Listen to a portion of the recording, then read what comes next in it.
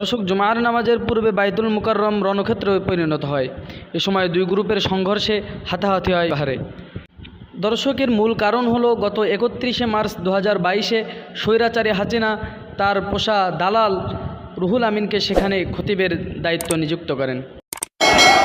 গত 5 আগস্ট শেখ হাসিনা দেশ থেকে পদত্যাগ করার পর জাতীয় মসজিদ রুহুল আমিনকেও বাইতুল মুকাররম থেকে অব্যাহতি দেওয়া হয়। আজ জুমার পূর্বে রুহুল আমিন তার সাঙ্গা পাঙ্গা সহ বাইতুল মুকাররমে উপস্থিত হয় এবং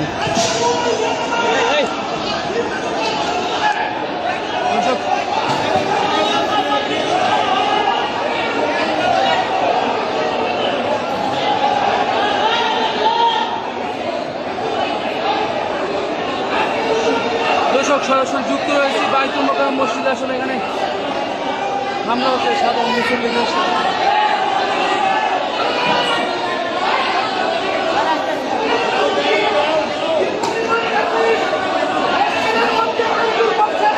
ভিতরে কি হয়েছে আসলে বিষয়টা? আজকে স্বাভাবিকভাবে আমরা নামাজে আসছি, আমাদেরকে রুহুল আমিনের সন্ত্রাসীরা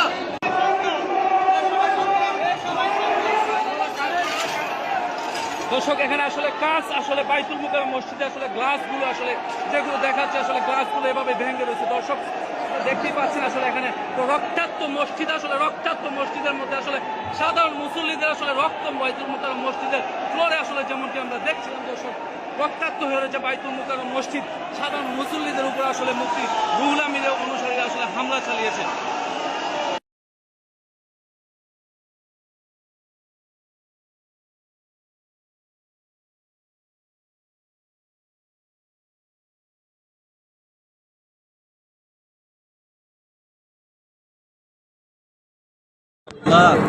ইসলামটা অনেক খেলা বানাই দিয়েছে।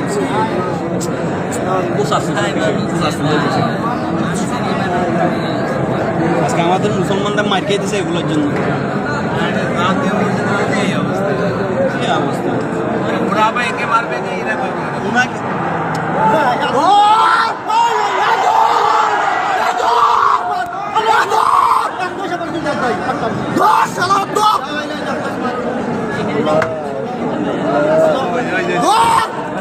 আস্তে আস্তে